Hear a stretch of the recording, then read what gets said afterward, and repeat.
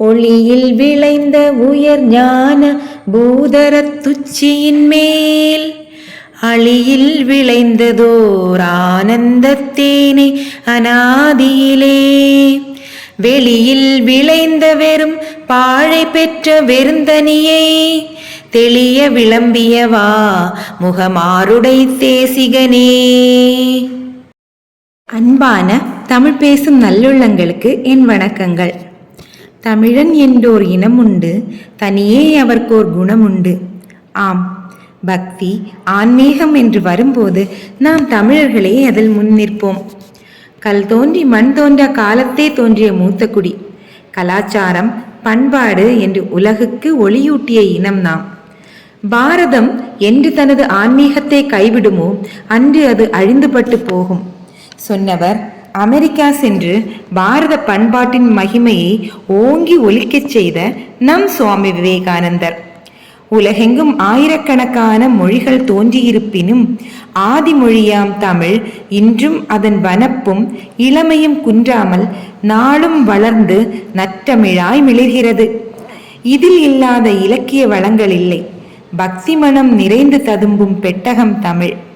பாரதத்தின் கலாச்சார மகிமையை பறைசாற்றும் பொக்கிஷம் தமிழ்.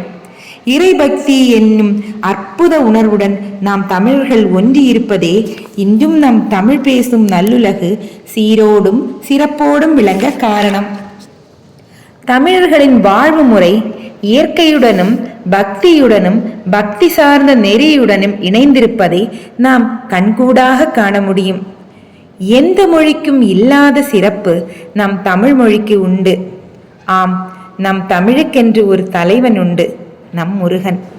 தமிழனின் வாழ்வு நெறியோடு ஒன்றிணைந்தவன் நம் முருகன். கடல் கடந்தும் நம் தமிழ் மொழி ஒலிக்க காரணம் நம் முருகன். சாதி சமய பேதமின்றி அனைவரையும் சார்ந்து நிற்பவன் நம் முருகன். இறைவன் ஒன்று, ஞானியர் பல்வேறு நாமங்கள் கொண்டு அந்த ஒன்றை அழைத்தார்கள். பல்வேறு உருவங்கள் கொடுத்து அழகு பார்த்தார்கள். அந்தந்த உருவங்களை மனதில் கொண்டு வழிபட சுதந்திரம் நமக்கு உண்டு. அப்படி நம் மனதோடு ஒன்றிய அழகன்தான் நம் முருகன். முருகன் நம் வீட்டு பிள்ளையவன், நாம் தோள் சாயும் தோழனவன், நம் குறை தீர்க்கும் தந்தையவன், நம்மை மடி சாய்க்கும் அன்னையவன், நமக்கு அறிவூட்டும் ஆசானவன். இப்படி எல்லா விதத்திலும் நமக்கானவன் அவன். அதிசயங்களை கடந்த அதிசயம் அவன். வள்ளல்கள் மனதில் அன்பூற்றவன். வீரர்கள் தோளின் தைரியம் அவன். வெற்றி மகளின் பூரிப்பவன்.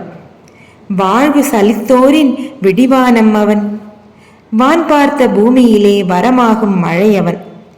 அறியாமை கொண்டு நான் நிற்க எனக்கு அருளிடும் குருவானவன் அவன். ஏதுமில்லை என்று நான் நிற்க எனக்கு எல்லாமாகி நின்றவன் அவன். அவமானம் தலைகுனிய எனக்கு ஆறுதலாகி நின்றவன் அவன். அறியாமை கொண்டு அறம் நீங்கி நின்றபோது சாசித்து என்னை அணைத்த தந்தையவன். அன்பான வணக்கத்திற்குரிய பெரியோர்களே, சகோதர சகோதரிகளே, முருக பக்தியுடன் எனக்கு தெரிந்த ஆன்மீக விஷயங்கள் மற்றும் நான் அறிந்த அறிவுசார் விஷயங்கள் குறித்தும் உங்களுடன் பகிரவே இந்த முயற்சி. ஆதரவு தாருங்கள். வெற்றிவேல் வீரவேல்.